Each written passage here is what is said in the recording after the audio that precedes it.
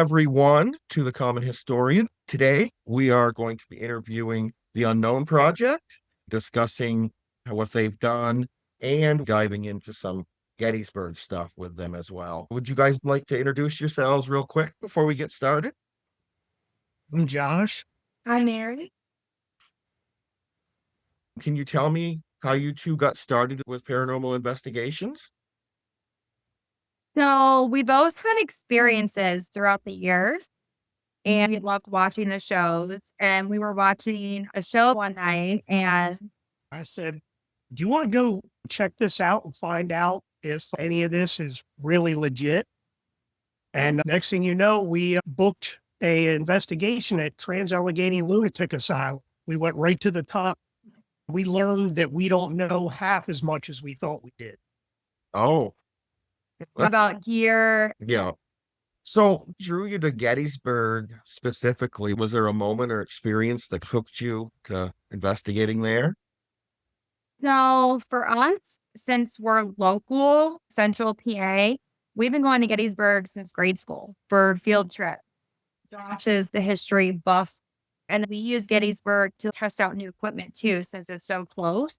New theories to debunk things, new types of equipment, whether it be our SLS or Spirit Portal, which Mary built, both of those. Oh. And pretty much any other theories that we have, we give it a trial run there to see if it works, and then we'll try it out at another location to confirm our results. You might as well if it's local and close, and we know that there's lots of energy in Gettysburg, the battlefield, and even elsewhere in the town. So, how would you describe your approach? Scientific, spiritual, intuitive? What would you identify yourself as? I'm more scientific. I'm the debunker. If we have something occur, like an object move, a ball, something like that, I carry a level with us everywhere we go. I'm testing the floor, trying to reasonably explain away what just occurred. Yeah, that makes sense. You always want to make sure it's actually paranormal. I'm more of a mix, like scientific and intuitive. I like to see how I feel and things like that. The battlefields are legendary for their hauntings. What was your first experience investigating them? You talk about. We have a place near Devil's Den that you got the idea off a video. Yes, we saw a YouTube video of translucent figures crossing a trail, and it didn't have the actual location. I narrowed down the possibilities and I found the location. And like, Oh, it was like, we were fairly new. Yes. We were having issues. And then our daughter saw a soldier in the woods. It was pretty scary. oh, I'd imagine. And what I try to do is this trail's a big loop that goes around Devil's Den. So Okay. I tried to go on the other side, and Mary and the kids were, we could kind of pinch the activity between if something did cross. And I heard a scream as soon as I got hunkered down.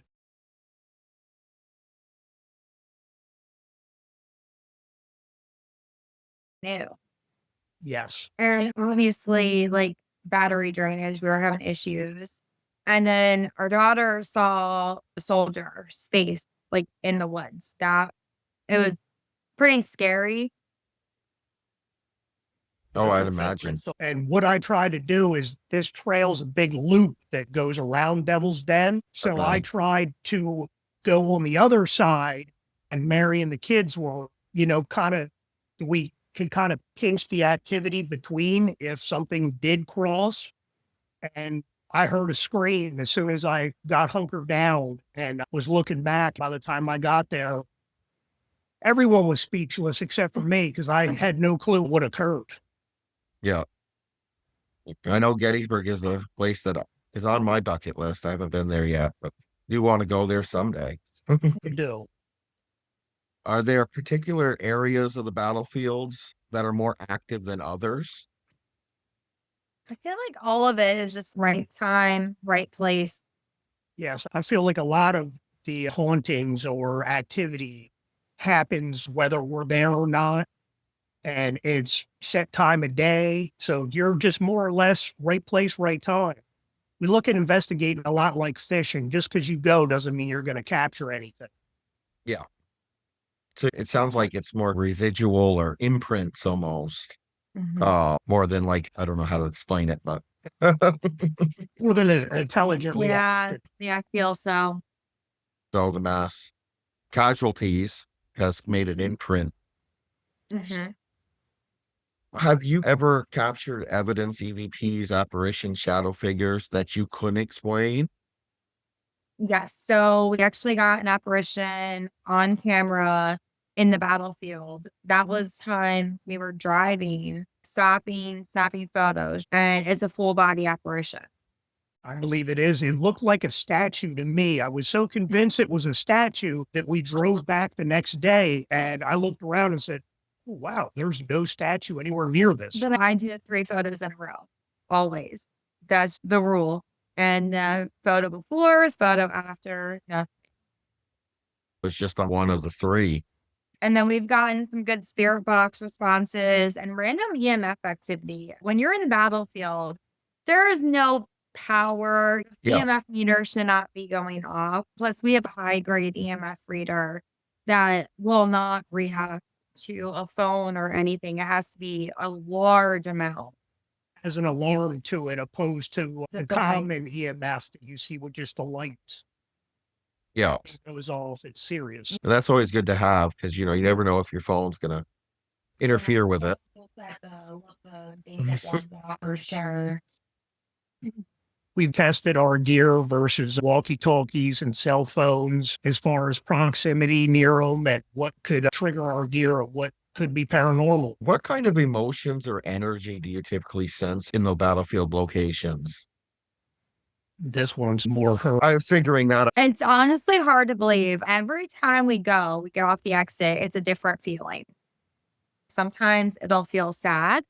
Sometimes it feels like nothing's happening. Sometimes it's like sickness, it's like welcoming and then unwelcoming. Like every time you go, it's a different feel. Mixture of Yeah. emotion Yeah. depending Yeah. on when you go.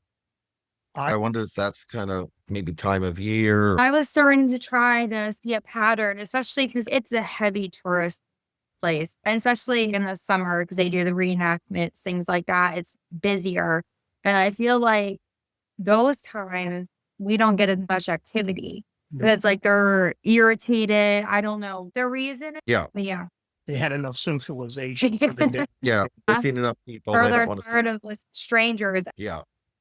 We've actually had a relation with other locations that do haunted attractions as well.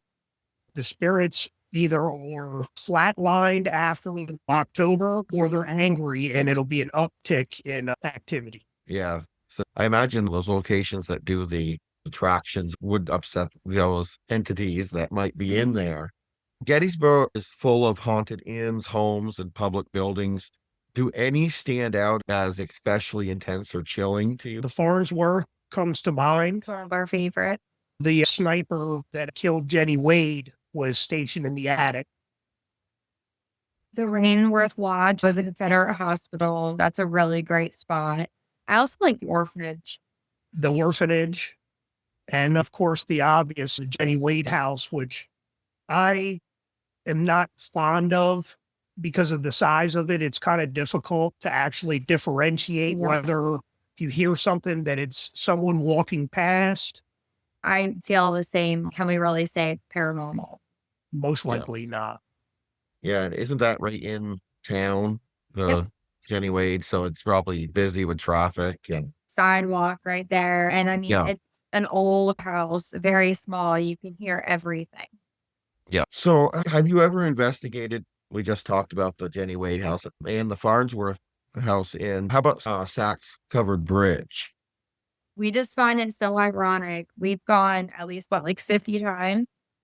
We're close to that. And- Actually, I honestly believe part of the reason is we've gone there at different times of the day and days of the week. And we've never been alone for more than 10, 15 minutes. It's so popular. I can see that. Last time we were there, we were told to play the Rebel Yell as a trigger object. I walked a side trail alone playing this on YouTube while filming, and I couldn't get anything to act up at that point in Oh, time. Maybe they yeah. just don't like us there. Yeah, maybe We're they gonna don't. keep going though until we get something. We will. I figured I would ask because you had told me the story about one of your posts. Yeah. Did you guys find anything there? We had some good spirit box responses because the tour guide was telling us a story about what happened upstairs. There's actually blood stains on the ceiling in the basement. And the spirit box, before the tour guide said bloody, it said bloody. And I was like, oh, And there it was. that was awesome. Yeah, that ahead of the tour guide. Yeah. And we were just getting background. I knew a little bit of history about the Farnsworth place, but not that part about the bodies and the blood soaking through the floor. Are there any lesser known spots around Gettysburg that gave you unexpected or strong paranormal activity? I have one that we're unable to investigate it. Yeah. We got the location from a tour guide in Gettysburg that it was a Confederate mass grave. And we've gone there, and as we're stepping onto the trail to go back into the woods, every single time we've ever visited, Mary became nauseous, extremely nauseous, to the point where she turned around after 10 or 15. Couldn't go anymore. Wow. I thought I had something on thermal, and it turned out to be a deer. And then the lesser known is the Rainworth Lodge. Yes. Because that's a newer place that's open and running. Underrated. Yes. It's super active. I tell you, no matter where I'm at on that property, I feel like I'm being watched. Yeah. Oh, The servants' quarters, I feel like I'm being watched. That road, the driveway right there with the woods across from the quarters, definitely feels like there's something in the woods watching you. Yeah. yeah. I'm not familiar with that place. It is quite lesser known. It has history. Yes. It's a lot of history, and we're blessed to know the owner and the caretakers of the place. So we started gravitating down to there and learning more about that property over the last year or so. Oh, that's great. It sounds like anywhere you're feeling like you're being watched, everywhere you go is interesting to investigate. And a ridiculous amount of equipment failure. You have a lot of it fail drains. 3 hours to get a camera working that should take 5 minutes. Oh, The one night nothing would work. The spirit box wouldn't work. Piece of equipment. It was like, no, you're not doing anything. We don't know who you are, so you're not recording anything. not allowed. Yeah. So you talked about some of the evidence that you guys have gathered. What would you say is the most convincing evidence that you've gathered in Gettysburg as a whole, not just on the battlefield, but as a whole, probably your most convincing? I would have to say the photo she took on the battlefield. That is the most. Okay. Yes, that would be very good evidence. I actually can't wait to see that photo. We'll send it to you. And knowing I've taken about 1,000 still photos and got nothing on any of them. And that's why we take so many, because you never know. We have a camera that has a 3-picture burst. One day I snapped about 700 photos, and it's quite boring going through all those and looking for that diamond in the rough. Do you ever feel like spirits try to communicate specific messages, or are they more just echoes of the past? I feel like it's about 90% echoes of the past. There are some intelligent spirits in Gettysburg. I'm positive of that. But the residual energy from the bloodshed and the young people that never made it home to their families is stained in that ground forever. That's our opinion from the experiences we've had. Yeah. Mostly residual. Yeah. And that's what in my research on Gettysburg, it seems like a lot of it isn't intelligent. It's more the residual. I know you talked about it a little bit at that one place, but elsewhere, have you had your equipment ever physically affected, like battery drains? Have you ever been scratched or touched heard voices? We have these night vision binoculars. They run off of 4 AA batteries. She observed me putting fresh batteries out of a pack in it on the drive down.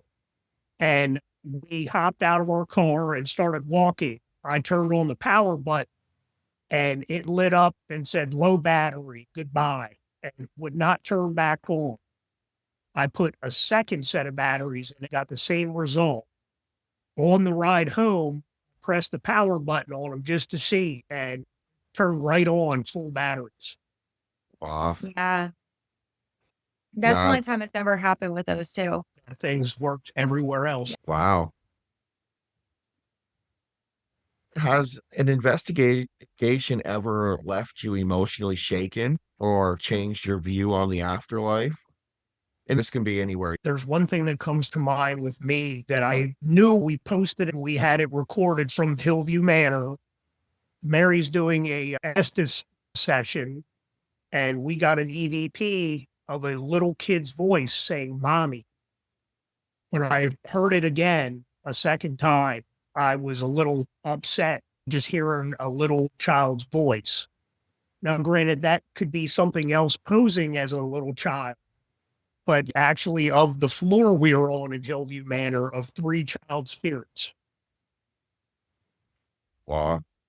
I feel like over the years of investigating, I just have more questions. Oh yeah. Just The more more you and more investigate, questions. the more you investigate, you're not really solving the question or answering the questions that you had as Yeah, you. because we're experiencing this, we're getting this evidence, and I want to know more. For every Yeah. question we answer, we create 3 more. I guess that happens if you're getting good results, more questions that come about as you're doing that. How do you guys protect yourself spiritually or emotionally during investigations? Well, I take a more spiritual approach to this, which we have medallions, crystals sometimes, but I've been more or less, as of late, not protecting myself at all. And Mary could probably explain a little bit of why I stopped because I want to experience things. And apparently, I'm not very approachable spirits. We've been told that in several locations. So Oh, he's testing without wearing crystals or any religious protection to see if he'll be approached. We'll see if it happens. yeah. So I go with crystals and his objects for me, my belief. Yeah. we're a firm believer of taking a firm stance when we're leaving a location Yes. to thank the spirits for allowing us to visit. If they're not welcome to come home or follow us, and we will be back again with their blessing to investigate and visit at a later date. And we do the staging. So, You have to make sure nothing follows you home. oh yeah, I like to do it, but I don't want to live it every day. That's what I always say. What would you say to skeptics who believe everything can be debunked? I'd say 99% of them have never been to an actual location in a situation where they could debunk anything. I believe most of them, if they were more open-minded and went to the correct locations with the correct people, they'd be left with more questions and answers. I think there's a lot of skeptics out there, but they don't give it a chance to even go try to debunk it themselves. Correct. They have it set in their mind. Most of the time, their way of debunking is more outlandish than the actual paranormal event. Seen that. I've had a guy try to explain a voice on a digital recorder with a frequency from a walkie-talkie. I've never heard of more ridiculous crap in my life. Yeah. If it would be, a REM pod, EMF detector going off, buy a walkie-talkie, I can buy that. It sounds a little bit more reasonable than a frequency from a walkie-talkie causing something to say, get out. Do you think that Gettysburg's history keeps these hauntings ongoing and active, or is it more the emotional residue left behind? for the battlefield and also outside the battlefield. I think it was just such a horrific time and events that happened that it is emotional. You have to remember too, Gettysburg before the battle, it was Native American. Josh always loves this layered history. Devil's Den had a very bloody Native American conflict before the Battle of Gettysburg. Energy cannot be destroyed. It just stayed. Yeah. And that, like you said, layers, there's the battle for the Native Americans, then the Gettysburg, and there might not have been major battles, but possibly even during the American Revolution, there's that possibility in that area. I imagine there was some kind of fighting. And just imagine too, like during the Civil War, the people that lived there and all their emotions of the battle happening right in their backyards. And the fact that the citizens of Gettysburg and the surrounding areas were tasked with disposing of the bodies that were left. So a lot of them were just, they'd pull out a shovel and just cover it with dirt. And we've heard stories of heavy rain, and all of a sudden you see an arm sticking up in your lawn.